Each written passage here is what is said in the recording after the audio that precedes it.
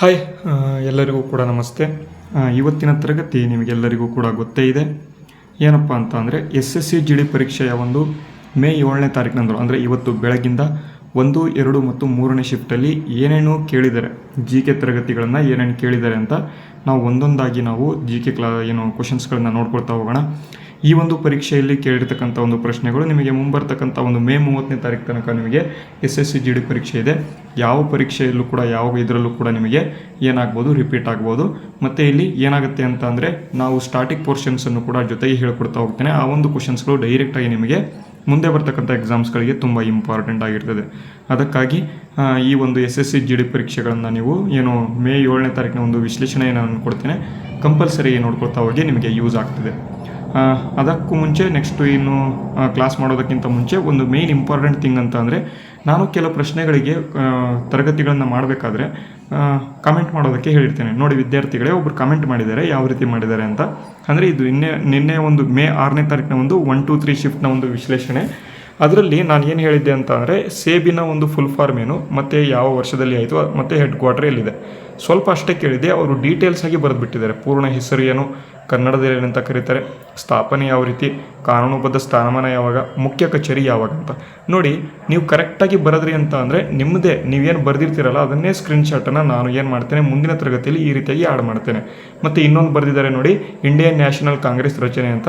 ಇದರ ಬಗ್ಗೆಯೂ ಕೂಡ ತುಂಬ ಈಸಿಯಾಗಿ ಏನೇನು ಎಷ್ಟು ಬೇಕು ನಮಗೆ ಅಷ್ಟು ನಾವು ಬರೆದಿದ್ದಾರೆ. SSC GD ಎಷ್ಟು ಬೇಕು ಅಷ್ಟು ಬರೆದಿದ್ದಾರೆ. ಈ ರೀತಿಯಾಗಿ ಯಾರ್ಯಾರು ಬರೀತೀರ ನೋಡೋಣ. ಇವತ್ತಿನ ಒಂದು ಪ್ರಶ್ನೆಗಳಿಗೆ ಯಾರ್ಯಾರು ಬರೀತೀರ ನೋಡೋಣ, ಓಕೆನಾ. ಇವತ್ತಿನ ಮೊದಲನೇ ಪ್ರಶ್ನೆ ಈ ರೀತಿಯಾಗಿದೆ ನೋಡಿ. ಏನಪ್ಪ ಮೊದಲನೇ ಪ್ರಶ್ನೆ ಅಂತ ಅಂದರೆ which Indian state shares the longest border with Bhutan ಅಂತ ಕೊಟ್ಟಿದ್ದಾರೆ. ಭೂತಾನ್ ದೇಶದೊಂದಿಗೆ ಅತಿ ಉದ್ದವಾದ ಗಡಿಯನ್ನು ಹಂಚಿಕೊಂಡಿರುವ ಭಾರತದ ರಾಜ್ಯ ಯಾವುದು ಅಂತ ಪ್ರಶ್ನೆ ಕೇಳಿದರೆ ಅಸ್ಸಾಂ, ಸಿಕ್ಕಿಂ, ಅರುಣಾಚಲ ಪ್ರದೇಶ ಮತ್ತು ವೆಸ್ಟ್ ಬೆಂಗಾಲ್ ಅಂತ ಆಪ್ಷನ್ಸ್ಗಳನ್ನು ಕೊಟ್ಟಿದ್ದಾರೆ.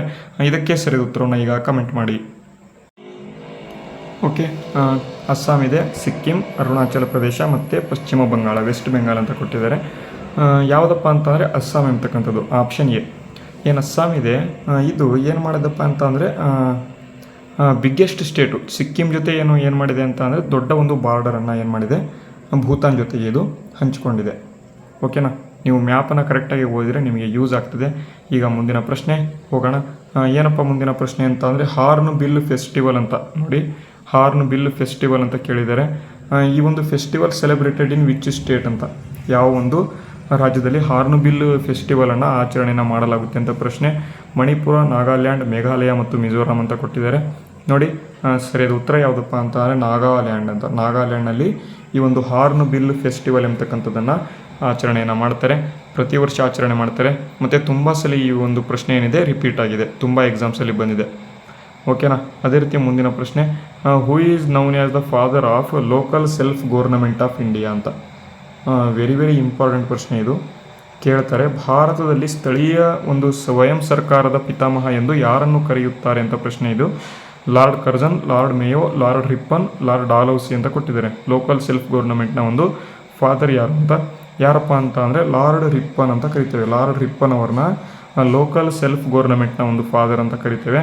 ಆಪ್ಷನ್ ಇಲ್ಲಿ ಯಾವುದಪ್ಪ ಅಂದರೆ ಸಿ ಅಂತ. ಅದೇ ಲಾರ್ಡ್ ಕರ್ಜನ್ ಅವ್ರನ್ನ ಏನಂತ ಕರಿತೇವೆ, ಮತ್ತು ಲಾರ್ಡ್ ಮಯೋ ಅವ್ರನ್ನ ಏನಂತ ಕರಿತೇವೆ, ಲಾರ್ಡ್ ಡಾಲೌಸಿ ಅವ್ರನ್ನ ಏನಂತ ಕರಿತೇವೆ. ನಿಮಗೇನಾದರೂ ಗೊತ್ತಿದ್ರೆ ಅವರೇನು ಇವತ್ತು ಕಮೆಂಟ್ ಮಾಡಿದ್ರಲ್ಲ ನಿನ್ನೆ, ಅದೇ ರೀತಿ ನೀವು ಕೂಡ ಮಾಡಿ. ಓಕೆ. ಅದೇ ರೀತಿ ನೋಡಿ ಮುಂದಿನ ಪ್ರಶ್ನೆ, which vitamin is known as calciferol ಅಂತ ಕೊಟ್ಟಿದ್ದಾರೆ. ತುಂಬ ಈಸಿ ಪ್ರಶ್ನೆ. Which vitamin is called as calciferol ಅಂತ. ಯಾವುದಪ್ಪ ಅಂತ ಅಂದರೆ ವಿಟಮಿನ್ ಡಿಯನ್ನು ನಾವು ಕ್ಯಾಲ್ಸಿಫೆರಾಲ್ ಅಂತ ಕರಿತೇವೆ. ಓಕೆನಾ, ಅರ್ಥ ಆಯ್ತಾ. Vitamin D. ಅದೇ ವಿಟಮಿನ್ ಸಿ, ಟೋಕೋಫೆರಾಲ್ ಅಂತ ಯಾವುದನ್ನು ಕರಿತೇವೆ. ಅಸ್ಕಾರ್ಬಿಕ್ ಆ್ಯಸಿಡ್ ಅಂತ ನಾವು ಏನು ಮಾಡ್ತೇವೆ ಅಂತ ಅಂದರೆ ವಿಟಮಿನ್ ಸಿ ಅಂತ ಕರಿತೇವೆ. ಅದೇ ಇನ್ನೊಂದು ವಿಟಮಿನ್ ಎ ಅನ್ನು ಥೈಮಿನ್ ಅಂತ ಕರಿತೇವೆ. ವಿಟಮಿನ್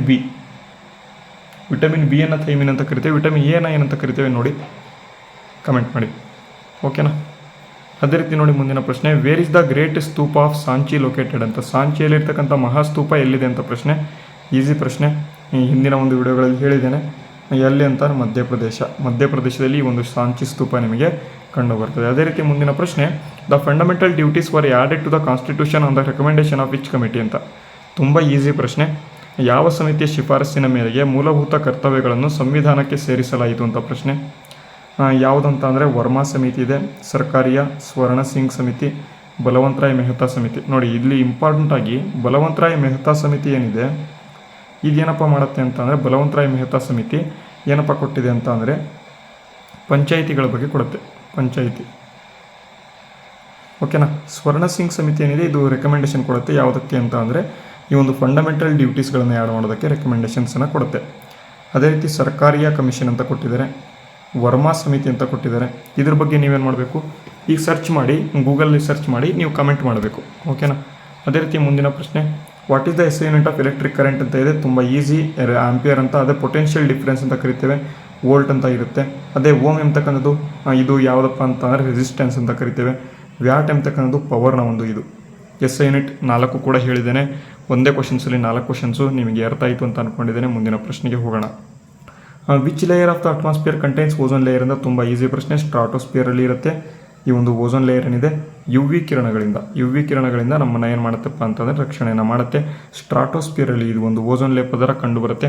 ಅದೇ ವರ್ಲ್ಡ್ ಓಝೋನ್ ಡೇ ಅಂದರೆ ಓಝೋನ್ ದಿನವನ್ನು ಯಾವ ದಿನಾಂಕದಂದು ಆಚರಣೆ ಮಾಡ್ತೇವೆ ಅಂತ ಇಲ್ಲಿ ಪ್ರಶ್ನೆ ಕೇಳ್ಬೋದು. ಸೆಪ್ಟೆಂಬರ್ 16ನೇ ತಾರೀಕಿನಂದು ಪ್ರತಿ ವರ್ಷ ನಾವು ವರ್ಲ್ಡ್ ಓಝೋನ್ ಡೇಯನ್ನು ನಾವು ಆಚರಣೆಯನ್ನು ಮಾಡ್ತೇವೆ.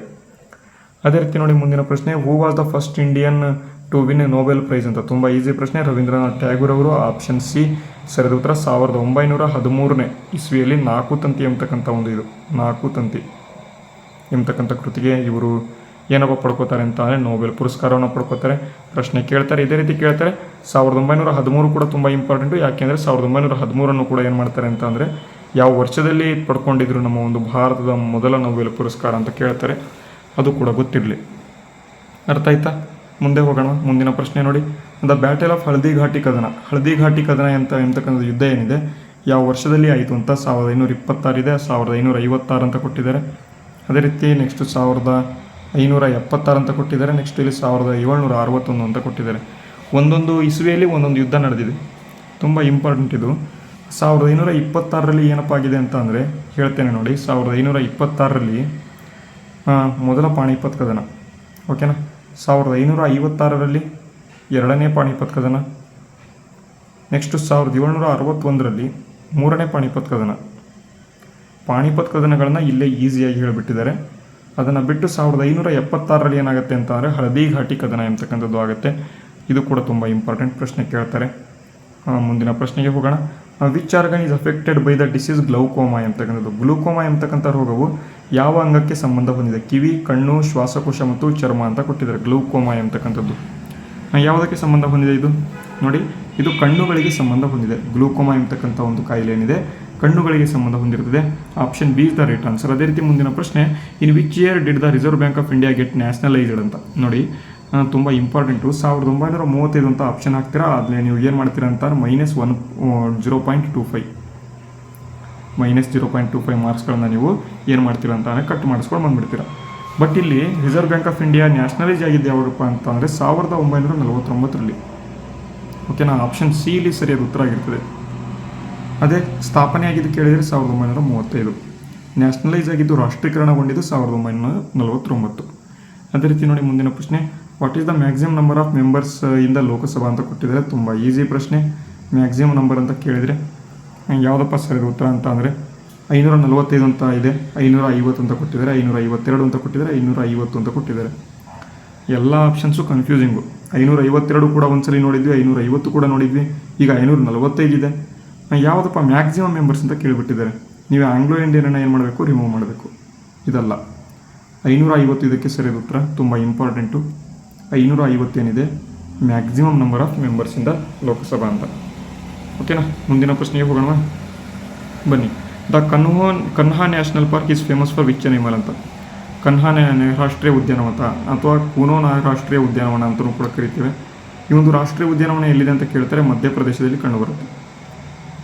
ಈ ಒಂದು ರಾಷ್ಟ್ರೀಯ ಉದ್ಯಾನವನ ಏನಿದೆ ಯಾವ ಪ್ರಾಣಿಗೆ ಪ್ರಸಿದ್ಧಿ ಅಂತ ಕೇಳಿದರೆ ಯಾವುದಕ್ಕೆ ಅಂತಾರೆ, ಹುಲಿ ಪ್ರಾಣಿಗೆ, ಹುಲಿಗೆ, ಟೈಗರ್ಗೆ ಇದು ಪ್ರಸಿದ್ಧಿಯಾಗಿದೆ. ತುಂಬ ಇಂಪಾರ್ಟೆಂಟು. ಅದೇ ಏಸಿಯಾಟಿಕ್ ಲಯನ್ಸ್ಗೆ ಒಂದು ಏನು ರಾಷ್ಟ್ರೀಯ ಉದ್ಯಾನವನ ಗುಜರಾತ್ನಲ್ಲಿ ಒಂದಿದೆ.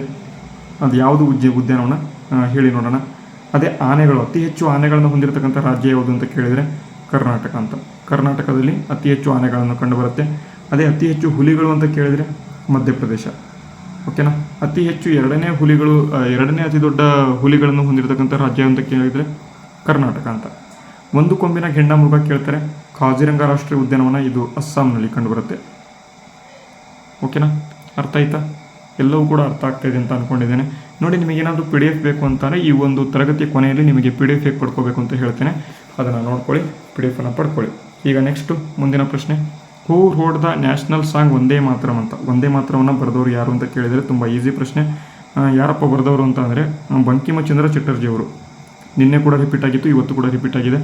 ಅದೇ ರೀತಿ ಮುಂದಿನ ಪ್ರಶ್ನೆ, ಕೂಚಿಪುಡಿ ಅಂತಕ್ಕಂಥದ್ದು classical dance of which state ಅಂತ ಕೊಟ್ಟಿದ್ದಾರೆ. ಯಾವುದಪ್ಪ ಅಂತ ಅಂದರೆ ಯಾವುದಿದು ಕೂಚಿಪುಡಿ ಅಂತಕ್ಕಂಥದ್ದು? ಆಂಧ್ರ ಪ್ರದೇಶ. ಇದು ಕೂಡ ರಿಪೀಟೆಡ್ಡು.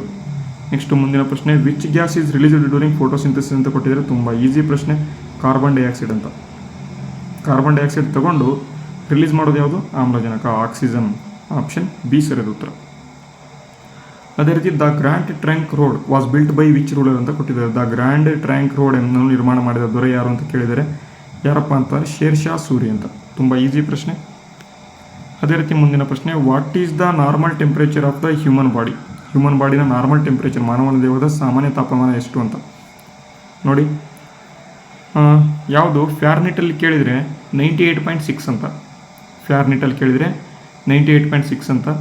ಅದೇ ಸೆಲ್ಸಿಯಸ್ಸಲ್ಲಿ ಕೇಳಿದರೆ ತುಂಬ ಇಂಪಾರ್ಟೆಂಟ್ ಇಲ್ಲಿ. ಸೆಲ್ಸಿಯಸ್ಸಲ್ಲಿ ಕೇಳಿದರೆ 37 ಡಿಗ್ರಿ ಅಂತ.